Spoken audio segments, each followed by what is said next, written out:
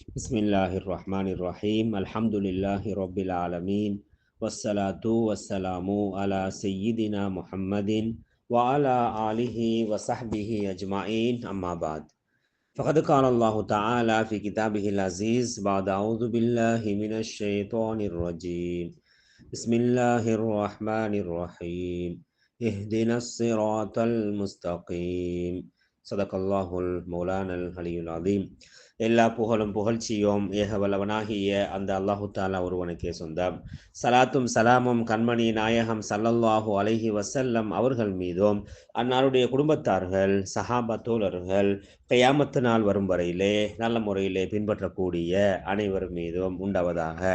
அல்லாஹு தாலாவின் நல்லடியார்களே, சகோதரர்களே, மகானி மார்க்க சட்டக்கருவூல தொடர் வகுப்பு நிகழ்ச்சியிலே இஸ்லாம் பற்றிய பாடத்திலே நாங்கள் பல விடயங்களை அவதானித்து வருகின்றோம். இதிலே நாங்கள் ஆரம்பமாக கலிமாவுடைய பொருள்களை பற்றி நாங்கள் பார்த்தோம். இந்த கலிமாவுக்கு 4 பொருள்கள் இருப்பதாக இமாம் அவர்கள் சொல்லி காட்டினார்கள். அதாவது ஒவ்வொருவருடைய ஈமானுடைய படித்தரங்கள் அதிகரிக்க அதிகரிக்க அந்த கலிமாவுடைய பொருளும் வித்தியாசப்படும் என்பதை இமாம் அவர்கள் சொல்லித் தந்தார்கள்.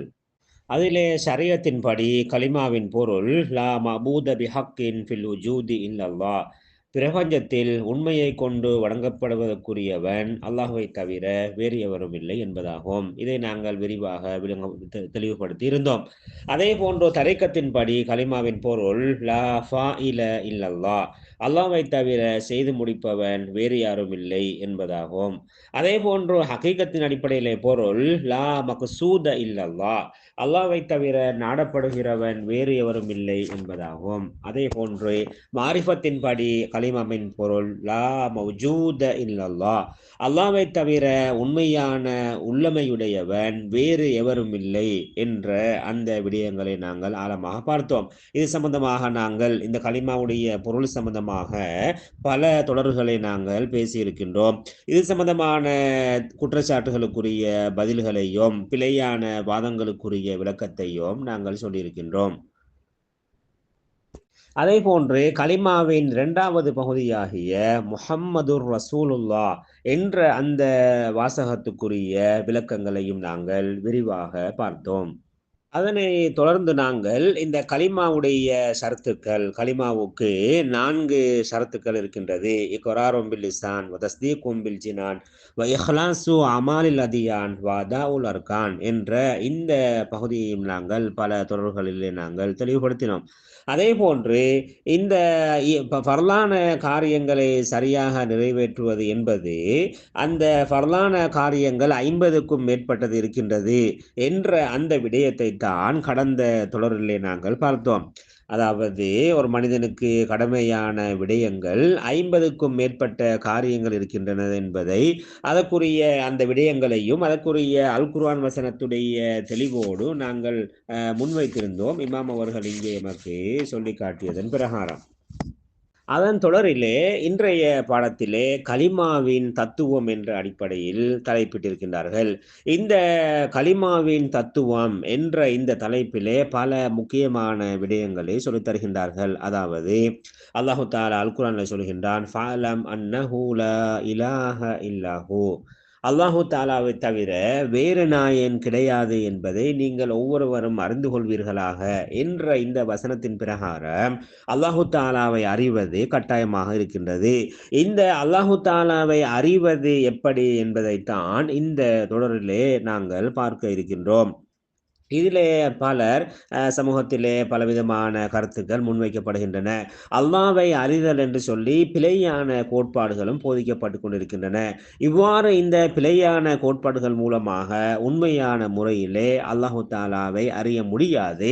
மாறாக இந்த பிழையான கோட்பாடுகள் மூலமாக வழிகேட்டிலே தான் சென்று முடியும் என்பதையும் நாங்கள் இந்த இடத்திலே சொல்லிக்கொள்ள விரும்புகின்றோம். எனவே அந்த அடிப்படையிலே இமாம் அவர்கள் சொல்லித் தருவது போல இந்த கலிமாவுடைய தத்துவம் என்ன, கலிமாவுடைய ரகசியம் என்ன, கலிமாவுடைய தாத்பரியம் என்ன, நாங்கள் அல்லாஹு தாலாவை எவ்வாறு அறிய வேண்டும் ஆகிய இந்த விடயங்களைத்தான் நாங்கள் இங்கே படிக்க இருக்கின்றோம். இது சம்பந்தமாக இமாம் அவர்கள் விரிவாக எழுதியிருக்கின்றார்கள். இது சம்பந்தமாக அல்லாஹு தாலாவை அறிவது சம்பந்தமாக இமாம் அவர்கள் அல்லாமா மாப்பிள்ளை லெப்பையாலிம் கதசல்லாஹு சிரவுல் அசீஸ் அவர்கள் மிக மிக விரிவாக எழுதியிருக்கின்றார்கள். எனவே அது சம்பந்தமான விடயங்களைத்தான் நாங்கள் இந்த தொடரிலே பார்க்க இருக்கின்றோம். இதனுடைய அடுத்த கட்டமாக இந்த கலிமாவுடைய தத்துவம் என்ற இந்த பாடம் முடிவதோடு அதற்கு பின்னால் மாரிஃபா சம்பந்தமான விடயங்களையும் இங்கே சொல்கின்றார்கள். அதாவது இன்று மாரிஃபா என்று பலர் பேசிக் கொண்டிருக்கின்றார்கள். இந்த மாரிஃபா சம்பந்தமான விடயங்களையும் இங்கே சொல்கின்றார்கள். இன்ஷா அல்லாஹ் அவற்றையும் நாங்கள் தெளிவுபடுத்த தயாராக இருக்கின்றோம். இந்த பாடத்துடைய ஆரம்பத்திலே இமாம் அவர்கள் லா இலாஹ இல்லல்லா என்ற அரபி வாசகத்தில் 12 எழுத்துக்கள் உள்ளன. அந்த எழுத்துக்களின் கணக்குப்படி 12 ஃபர்லுகள் உள்ளன. அவை கலிமாவை சொன்னவர்கள் மீது ஃபர்லாகும். ஆனால் அவை கலிமாவிலே உள்ள ஃபர்லுகள் அல்ல. அவை அந்தரங்கமான ஃபர்லுகளாரும் வெளிப்படையான ஃபர்லுகளாரும் என்று இங்கே சொல்லித் தருகின்றார்கள். அதாவது இந்த கலிமாவுடைய ஃபர்லுகள் இருக்கின்றன. அதாவது யார் இந்த கலிமாவை சொல்லுகின்றாரோ சொல்லக்கூடியவர் கடைபிடிக்க வேண்டிய 12 ஃபர்லுகள் இருக்கின்றன. அதைத்தான் சுருக்கமாக விளங்கப்படுத்துகின்றார்கள். அடுத்ததாக இந்த கலிமாவிலே உள்ள ஃபர்லுகள் என்று சொல்லி கலிமாவிலே 4 ஃபர்லுகள் இருக்கின்றன என்று சொல்லி அதை அடுத்தபடியாக விளங்கப்படுத்துகின்றார்கள். இதிலே முதலாவதாக இந்த கலிமா சொல்லக்கூடியவர், கலிமா சொன்னவர், அவரிடம் காணப்படக்கூடிய இந்த 12 ஃபர்லுகள் இருக்கின்றன. இந்த 12 ஃபர்லுகளையும் 2 வகையாக பிரித்து அதிலே அந்தரங்கமான ஃபர்லுகள், அதாவது உள்ளே அடங்கி இருக்கக்கூடிய மறைமுகமான ஃபர்லுகள் 6, அதே போன்று வெளிப்படையாக உடம்பிலே செய்யக்கூடிய உடம்பால் செய்யக்கூடிய 6 ஃபர்லுகளையும் இங்கே சொல்லித் தருகின்றார்கள். அதாவது உள்ளத்தால் செய்யப்பட வேண்டிய 6 ஃபர்லுகளையும் உடம்பால் செய்யப்படக்கூடிய 6 ஃபர்லுகளையும் இங்கே சொல்லித் தருகின்றார்கள். இதிலே அந்தரங்க மறைமுகமான உள்ளத்தால் செய்யப்பட வேண்டிய ஃபர்லுகளை முதலாவதாக இங்கே சொல்கின்றார்கள். அதிலே அவர்கள் சொல்லுகின்றார்கள், முதலாவது அல்லாஹு தாலாவிடத்திலே பொறுப்பு சாட்டுதல்.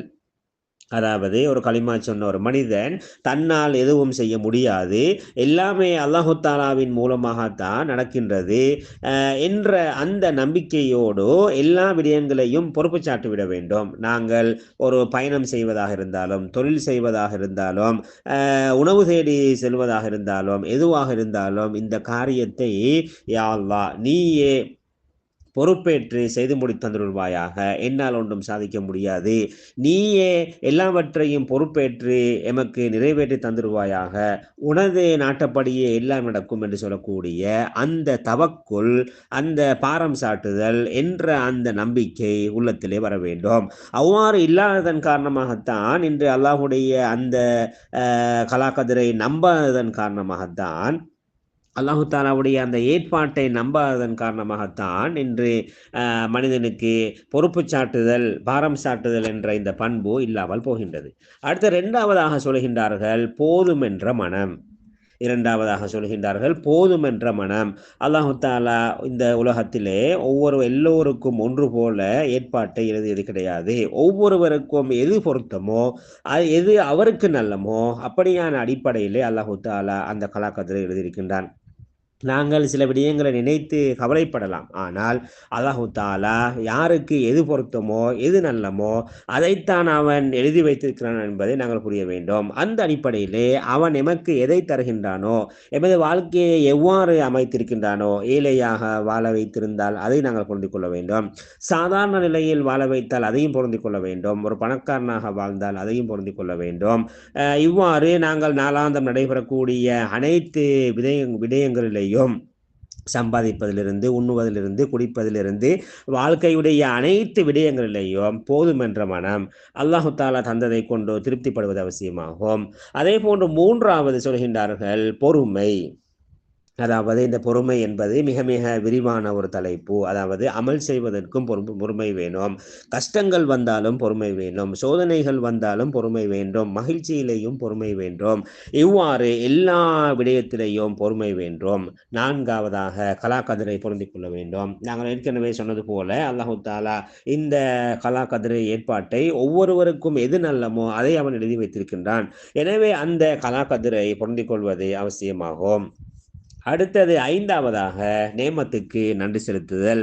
அல்லாஹு தாலா எமக்கு என்னென்ன நேமத்துக்களை தந்திருக்கின்றானோ அந்த நேமத்துக்களுக்கு நாங்கள் நன்றி செலுத்த வேண்டும். அதாவது ஒவ்வொரு மனிதனுக்கும் அல்லாஹு தாலா கொடுத்த நேமத்துக்களை யாராலும் கணக்கிட முடியாத அளவுக்கு அல்லாஹு தாலா எமக்கு அருள்களை தந்திருக்கலாம். அது கண்ணாக இருக்கலாம், காதாக இருக்கலாம், உடம்புள்ள உறுப்புகளாக இருக்கலாம், அறிவாக இருக்கலாம், வசதி வாய்ப்பாக இருக்கலாம் என்று அல்லாஹு தாலா பல வகையான நியமத்துக்களை தந்திருக்கின்றான். இவை அனைத்துக்கும் நாங்கள் நன்றி செலுத்தக்கூடியவர்களாக இருக்க வேண்டும். இது இந்த ஈமானுடைய இந்த உள்ளத்தால் செய்யக்கூடிய ஐந்தாவது ஃபரலாக இருக்கின்றது. இந்த நன்றி செலுத்துவது என்பது நாங்கள் அல்லாஹு தாலாவை புகழ்வதன் மூலமாக அது நன்றியாக ஆகின்றது. அல்லாஹு தாலா தந்த நியமத்துகளுக்காக நாங்கள் அல்ஹம்துலில்லா என்று அவனை புகழ்கின்றோம். யாராவது உதவி செய்தால் ஜஸாக் அல்லாஹு ஹைரா என்று நாங்கள் புகழ்கின்றோம். இவ்வாறு புகழ்வது மட்டும் நன்றி அல்ல, மாறாக இமாம்கள் அகீதா துறை சார்ந்த அறிஞர்கள் சொல்லுகின்றார்கள், அல்லாஹு தாலா எம்மை எதற்காக படைத்தானோ அந்த நோக்கத்தை நிறைவேற்றுவதுதான் நன்றி என்பதாக சொல்கின்றார்கள். அதாவது அல்லாஹு தாலா எமக்கு கண்ணை படைத்திருக்கின்றான். இந்த கண்ணை எந்த விடயத்துக்காக பாவிக்கும்படியாக மார்க்கம் எமக்கு சொல்லி தந்திருக்கின்றதோ அந்த விடயங்களுக்கு நாங்கள் பாவிப்போமையானால் நாங்கள் நன்றி உள்ளவர்கள். அதை துஷ்பிரயோகம் செய்வோமையானால் நாங்கள் நன்றி கெட்டவர்கள். அதே போன்று காதாக இருக்கலாம், காலாக இருக்கலாம், எமது அறிவாக இருக்கலாம், எமது பணமாக இருக்கலாம், எமது சொத்தாக இருக்கலாம், எதுவாக இருந்தாலும் அதை மார்க்க விதிகளின் பிரகாரம் எதற்கு செலவிட வேண்டுமோ அதற்கு செலவிட்டால் தான் அது நன்றிக்குரியவன். அவ்வாறு இல்லாமல் அதை நாங்கள் மீறி செயல்படுவோமையானால், எமக்கு பணம் இருக்கின்றது, அந்த பணத்தை நாங்கள் மார்க்க விதிமுறைகளுக்கு உட்பட்டு செலவழித்தால் நாங்கள் நன்றியுள்ளவர்கள். அதை நாங்கள் மார்க்க விதிமுறைகளுக்கு மீறி ஹராமான வழியிலே அநியாயத்துக்கும் பாவத்துக்கும் நாங்கள் அதை செலவழித்தால் நாங்கள் நன்றி கெட்டவர்கள். யார் அப்படி நன்றி கெட்டவர்களாக இருக்கின்றார்களோ அவர்களிடத்திலிருந்து அல்லாஹு தாலா அந்த நியமத்தை பறித்து விடுவான். அது அவர்களுக்கு சோதனையாக ஆகிவிடும் என்பதையும் நாங்கள் புரிய வேண்டும். அதே போன்று ஆறாவது சொல்கின்றார்கள், அல்லாஹுவின் ஏவலுக்கு முற்றிலுமாக தலை சாய்த்தல். அல்லாஹுவின் ஏவலுக்கு முற்றிலுமாக தலை சாய்த்தல். இந்த உலகத்திலே அல்லாஹு தஆலா எமக்கு ஒரு ஷரீஆ மார்க்க சட்டத்திட்டத்தை தந்திருக்கின்றான். அதிலே எது செய்ய முடியுமான விடயங்கள், எது செய்யக்கூடாத விடயங்கள், எது தடுக்கப்பட்ட விடயங்கள் என்ற ஒரு வரையறை இருக்கின்றது. இந்த வரையறைகளை நாங்கள் பேணி நடக்க வேண்டும். அல்லாஹு தாலாவுடைய கடமையான தொழுகை, நோன்பு, ஜகாத்து, ஹஜ்ஜி போன்ற கடமைகள், தாய் தகப்பனுக்கு செய்ய வேண்டிய கடமைகள், சமூகத்துக்கு செய்ய வேண்டிய கடமைகள், இவ்வாறு எமது ஹலாலான வழியிலே சம்பாதித்தல் என அனைத்து விடயங்களிலேயும் அல்லாஹு தாலாவுடைய கட்டளை எவ்வாறு இருக்கின்றதோ அதுக்கு நாங்கள் முற்றிலுமாக தலை சாய்த்து நாங்கள் நடக்க வேண்டும். இவ்வாறு இந்த 6 விடயங்களும் தான் மறைமுகமான அந்தரங்கமான ஃபர்து என்பதாக சொல்கின்றார்கள். அதை நாங்கள் சுருக்கமாக பார்த்தால், அல்லாஹு தாலாவிடம் பொறுப்பு சாட்டுதல் முதலாவது, போதுமென்ற மனம் இரண்டாவது, பொறுமை மூன்றாவது, கலாக்கதிரை பொருந்திக் கொள்ளுதல் நான்காவது, நேமத்துக்கு நன்றி செலுத்துதல் ஐந்தாவது, அல்லாஹ்வின் ஏவலுக்கு முற்றிலுமாக தலை சாய்த்தல் என்பது ஆறாவது. அடுத்ததாக இங்கே வெளிப்படையான ஃபர்லுகள் 6ஐயும் சொல்லித் தருகின்றார்கள். அதிலே முதலாவதாக உடல் தூய்மையாக இருத்தல், இரண்டாவதாக உடை தூய்மையாக இருத்தல். எமது உடலை நாங்கள் பரிசுத்தமாக வைத்துக் கொள்ள வேண்டும். சிறுதொடக்கு பெருந்தொடக்குகளை விட்டும் சுத்தமாக வைத்துக் கொள்ள வேண்டும். ஏனைய ஊத்தைகள் அழுக்குகளை விட்டும் நாங்கள் சுத்தமாக வைத்துக் கொள்ள வேண்டும். அதே போன்று உடை தூய்மை, எமது உடையும் நஜீசுகள் படாமல், அசுத்தங்கள் படாமல் அந்த ஆடைகளும் சுத்தமாக இருக்க வேண்டும். அதே போன்று மூன்றாவதாக தொழுகை, நான்காவதாக ஜகாத்து, ஐந்தாவதாக நோன்பு, ஆறாவதாக ஹஜ்ஜி. இந்த கடமைகளை சரிவர செய்ய வேண்டும். தொழுகை எல்லோருக்கும் கடமை. அந்த தொழுகையை தவறாமல் நாங்கள் தொழுது வர வேண்டும்.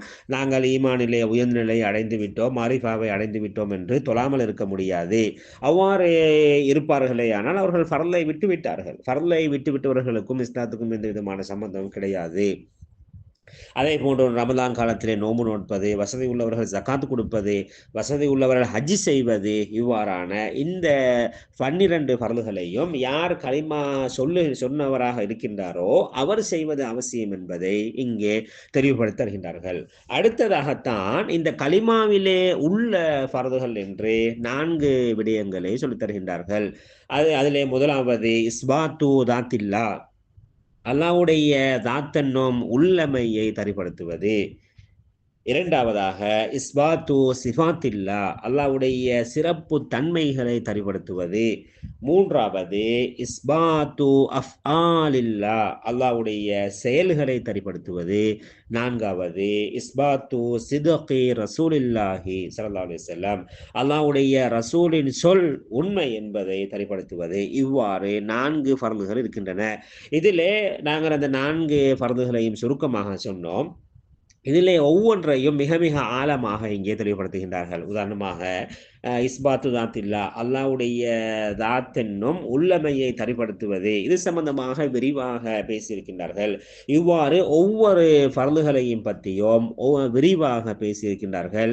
இதிலே ஒவ்வொரு ஃபர்லுக்கும், இந்த 4 ஒவ்வொன்றுக்கும் 10 அசல்கள், 10 அடிப்படைகள் இருப்பதாக இமாம் கஸாலி ரஹ்மஹுல்லா அவர்கள் இஹ்யா உலூமுத்தீனிலே சொல்லியிருப்பதாக இங்கே சொல்லியிருக்கின்றார்கள். எனவே இவ்வாறு இந்த 4 விடயங்களிலேயும் ஒவ்வொன்றுக்கும் காணப்படக்கூடிய அந்த 10 அடிப்படைகளையும் இங்கே தெளிவுபடுத்துகின்றார்கள். இன்ஷா அல்லாஹ் அவைகளை நாங்கள் அடுத்து வரக்கூடிய பாடங்களிலே நாங்கள் தெளிவாக படிக்க வேண்டி இருக்கின்றது. எனவே இந்த விடயங்கள் தொடர்ந்து நாங்கள் படிக்க இருக்கக்கூடிய இந்த விடயங்கள் கட்டாயமாக ஒரு மூமினாக இருந்தால், கலிமா சொன்ன ஒருவராக இருந்தால், நான் முஸ்லீமாக அல்லாஹ்வையும் ரசூலையும் ஏற்றவராக இருந்தால் கட்டாயமாக இவைகளை தெரிந்துதான் ஆக வேண்டும். யாருக்கு சிந்திப்பதற்கு படிப்பதற்கு ஆற்றல் இருக்கின்றதோ அவர்கள் கட்டாயமாக படிக்க வேண்டும். அவ்வாறு படிக்காத போது அவர்களுடைய ஈமானிலே குறைபாடு இருக்கிறது என்பதை நாங்கள் புரிய வேண்டும். அவர்கள் பாவிகளாக கருதப்படும் என்பதை நாங்கள் புரிந்து கொள்ள வேண்டும். இன்ஷா அல்லாஹ் அது சம்பந்தமான விடயங்களை எதிர்வரக்கூடிய வகுப்புகளில் நாங்கள் படிப்போம். வ ஆஹிரு தவானா அனில் ஹம்துலில்லாஹி ரப்பில் ஆலமீன்.